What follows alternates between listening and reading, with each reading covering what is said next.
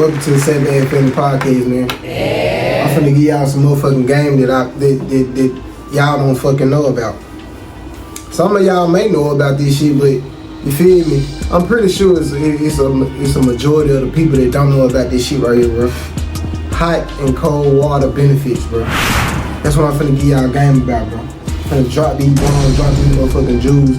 You feel me? Yeah. Number one, bro. Hot and cold water is very, very beneficial to the body. Like, it got plenty of benefits to hot and cold water.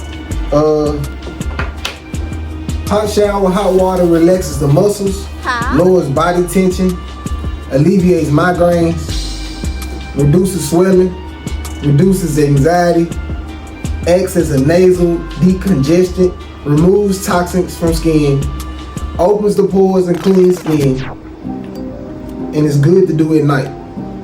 That's the benefits of hot water. You feel me? And then we're gonna go on the other side of the fence. We're gonna go to the cold shower, the cold water. It stimulates the immune system. It increases alertness. It prevents colds and flu symptoms and sneezing and running noses and shit. It's an antidepressant. It accelerates metabolism. It frees up the mind. Free your mind, my nigga. It tightens the skin. It reduces hair loss, and it's good to do in the morning to get you ready for work, to get you ready for your day, to get you ready for your workout, to get you ready for anything that includes you to move and be proactive and be productive. That's what that does for your body, and it's very, very good for your well-being if you know certain things. It be the simplest shit, like I always say. It be the simplest shit, bro. That has a great benefit on whether you live in longevity or whether you don't. Feel me? So I'm finna give y'all some more shit to tap in on, and I'ma let Buddy talk. He gonna talk his shit about this. I'ma give y'all a video. You feel me? You hear me? And y'all stay tuned, bro. Whoever stay to the end of the video, that mean y'all love me. I love y'all back. You feel me? Wholeheartedly, dearly. Thank y'all. To learn more about water, bro, I'm gonna give you a good read, bro. Yes, I have read this book myself. I don't give y'all shit on shit if I haven't done it or read it or seen it or lived it. You feel me? So I'm finna give y'all this book, man. Y'all choose to go read it, it's on y'all. Y'all choose not to, still on you. It's your choice. But The Hidden Messages in Water by Masaru Emoto. You feel me? Go check that shit out, bro. You feel me, bro? Yeah. They're hard. Then you got the True Power Water. It's the same thing. It's the same book. But I'll put it up on the screen for y'all. Y'all go tap the fuck in, fool. Like it's too much knowledge out here for y'all not to be gaining, for y'all to be bullshitting around playing. But it's another thing about water that you need to know about. Fluoride is one of the biggest things that the people distribute to the masses. You go find out on your own who the people is. I'm dropping the knowledge, I'm dropping the information. It's up to you to go search. But fluoride is in your toothpaste, it's in your water, and your skin is the biggest. It's the biggest fucking organ on your body. And that motherfucker is like a sponge. And it gets in his way, it get in touch with it, get in contact with it, it's gonna soak it up. So, hey, we need to be more aware of what we're around, what we're doing, what we're seeing, what we choose to see, and how we choose to see it. You feel me? Because it determines on you. It determines on your well-being. or can feel very uncomfortable, give you goosebumps, and make your whole body feel freezing. However, cold showers and cold therapy in general can help you feel more alert and energized, it can improve your health, and can even help you burn fat.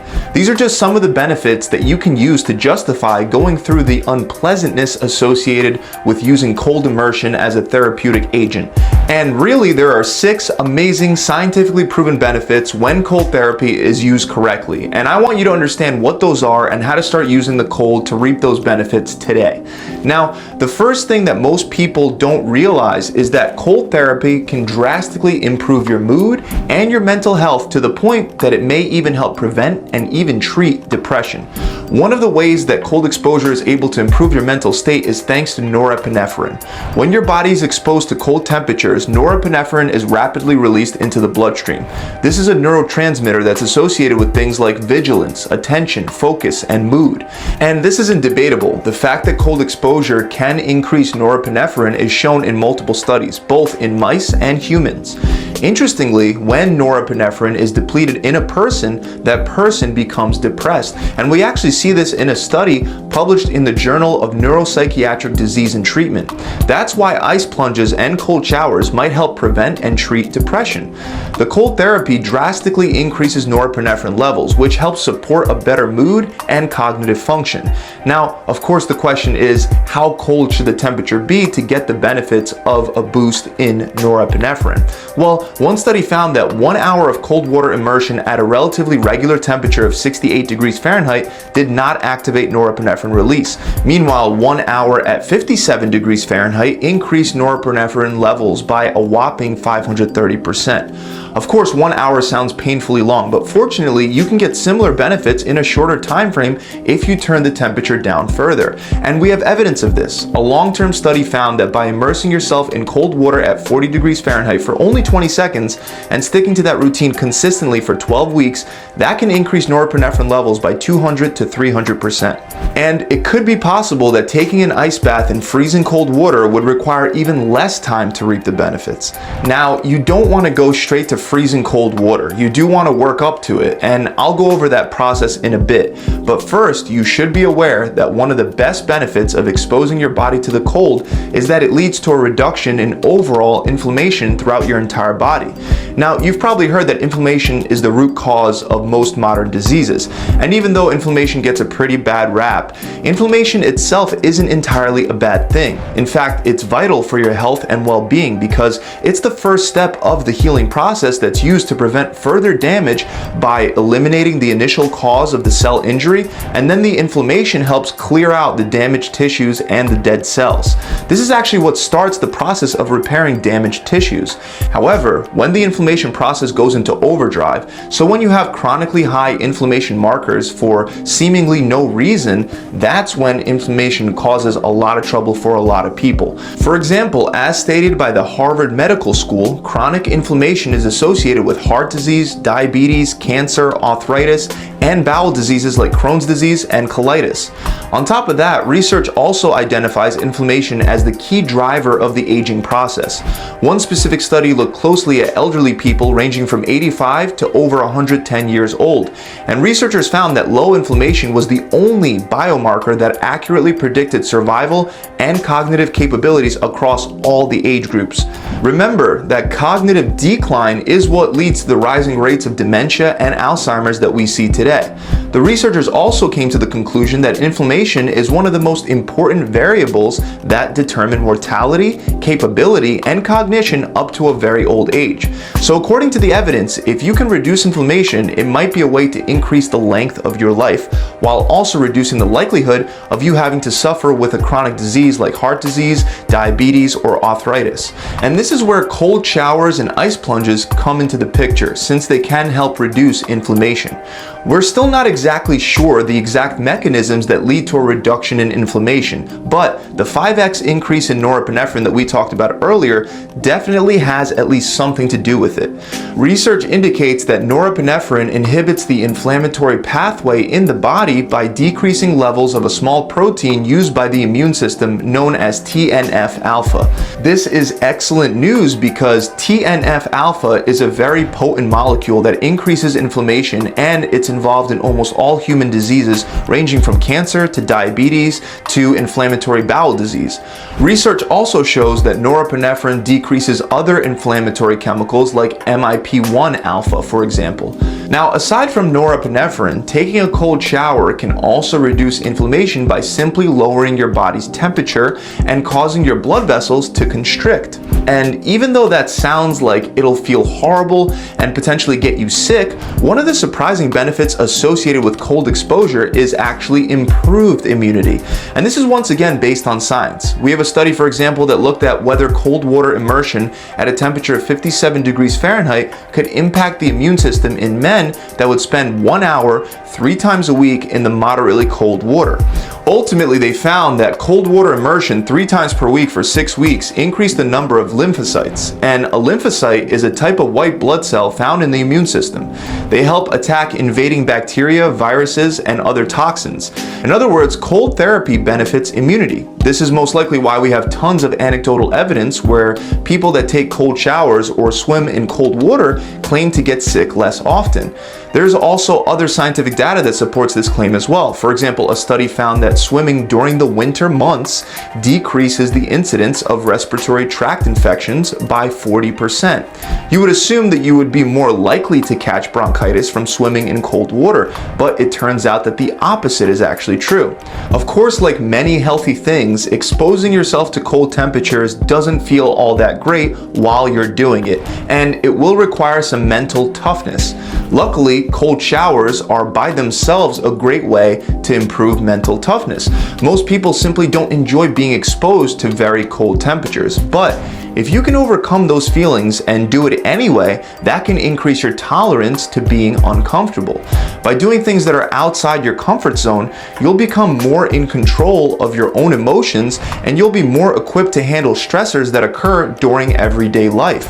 One very big believer in this is Wim Hof, and he's an extreme athlete that has been nicknamed the Iceman. He's set multiple records for the longest time in direct full body contact with ice, one of his longest times being just under 2 hours.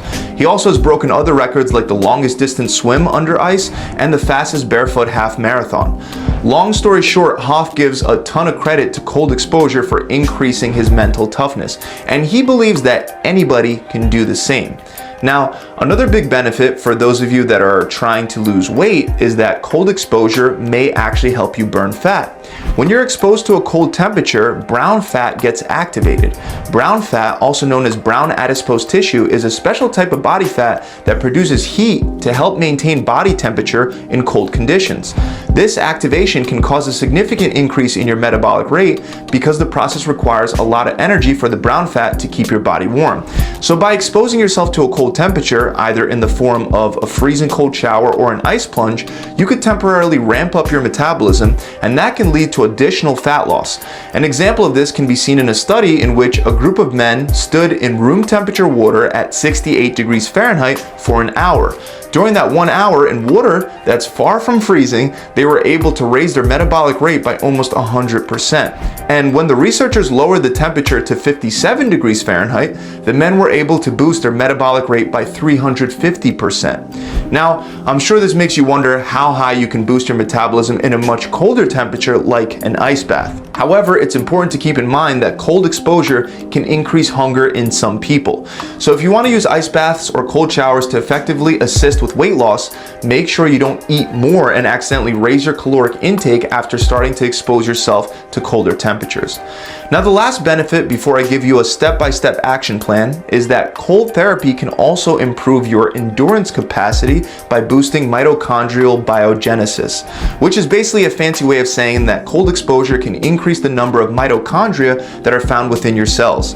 Mitochondria are the powerhouses of your cells. They provide energy by carrying out biochemical reactions and other cellular processes, which is why they're crucial for endurance capacity.